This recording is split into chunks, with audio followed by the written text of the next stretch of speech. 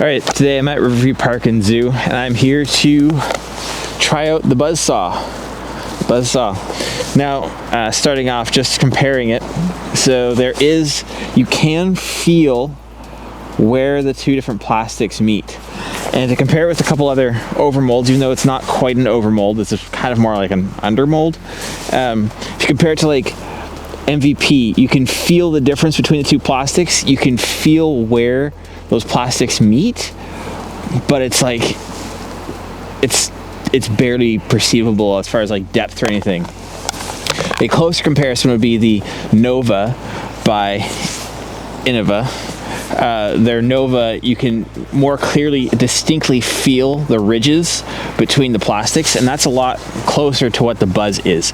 The Buzz, like, there is a difference in the depth. You don't feel the difference in the plastic type like you do with an MVP, but you're feeling more of a depth difference between the different types of plastics, between the two plastics.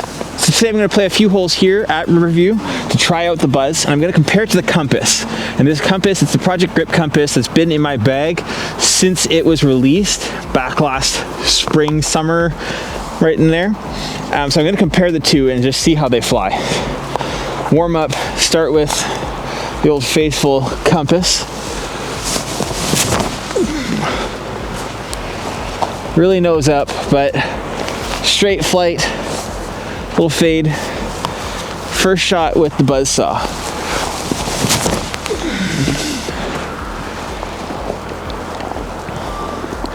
Very similar flights. Tree meant the BuzzzSaw came up a little bit short. I'm gonna try a forehand. Bad aim. And the compass, it's better. Oh, tried the scuba.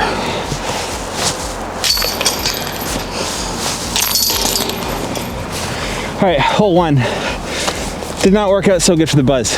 Went tree into tree, tried to scuba through trees, didn't make it. Gonna try this with the forehand look, starting with the compass.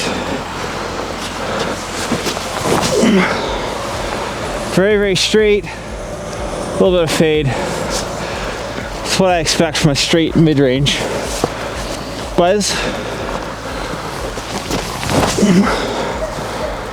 Really nose up. Shorter flight, but very similar flight. I actually lost the weight sticker, came off, so save that for later. Buzz is a fair bit shorter, but more in line with the basket. Not sure which one would really be the best throw. The putt was garbage, and my forehands are not consistent. So it's not even like, I'm not mad with either of those throws. They're very similar discs.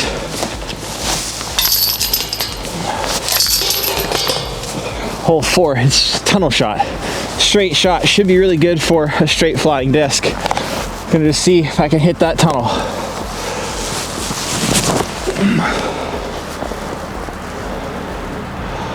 Slight hyzer out of my release, and it just like held that, pushed very, very straight the whole time. All right, BuzzzSaw. Once again, hyzered it. It came out, it pushed a little more hyzery than straight. Probably more to do with my release. All right, a little bit sawing off, no pun intended.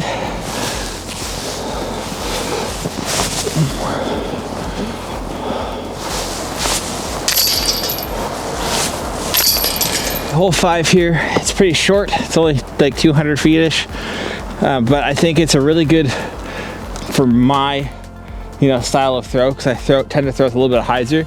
This is basically a stock hyzer shot. Actually, it's a little less hyzer than a stock hyzer, but still, it's just a good frisbee line. Gonna try out with the Buzz. Let's see if I can get an ace. Starting with the compass. Too much hyzer on that one. Buzz. Too much hyzer there too. So the Buzz has been shorter, like just about every time. I think part of that is just the plastic. It's really hard to do a good comparison of discs in winter. So I'm gonna have to do a second video with this once it gets warmer.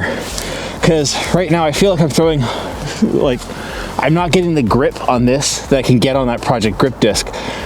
That Project Grip disc, even with the cold weather like that, still has some give, still has grip to it. The grip isn't bad on this disc, but right now there is no give. And I feel like that's making a little bit of a difference.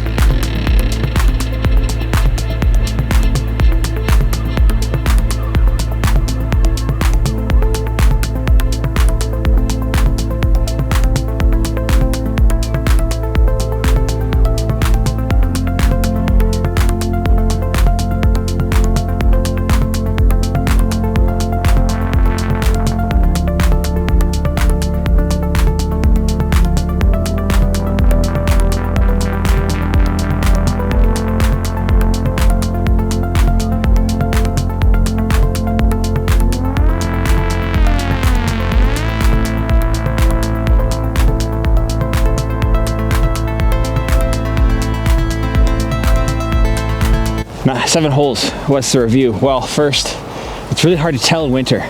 This disc is so hard right now. There's like nothing. This disc, like the rim is very hard, but it still gives you some flex. And the Project Grip still gives you grip. There's not a whole lot of grip here. So it's really hard to tell. The other thing is like 5.4, -1.1. Not my experience. But a big part of that could be just how cold it is and that there's no grip, whereas this is giving grip. This gave me a little bit of turn. This gave me nothing. It's winter. I'm gonna have to try again when it's warmer outside and it can actually have good testing conditions. But I think it's so cool that Discraft is trying something new. They're giving us a new molding technique. You know, it's a very similar thing to what I said with Project Grip when it came out. I love that they're trying something new, that they're testing new techniques and testing boundaries and seeing what we can do, even if it's just for looks. Like, this is just for show. Some people say that it gets a little more overstable than a regular Buzz. So far, that's my experience from like the numbers suggest it's a little more overstable. I'd have to try a real Buzz, and when it gets warmer, I might do that, compare them. But it's a win because it's something new, and I appreciate that. I wish more companies were trying new things. So thanks for watching.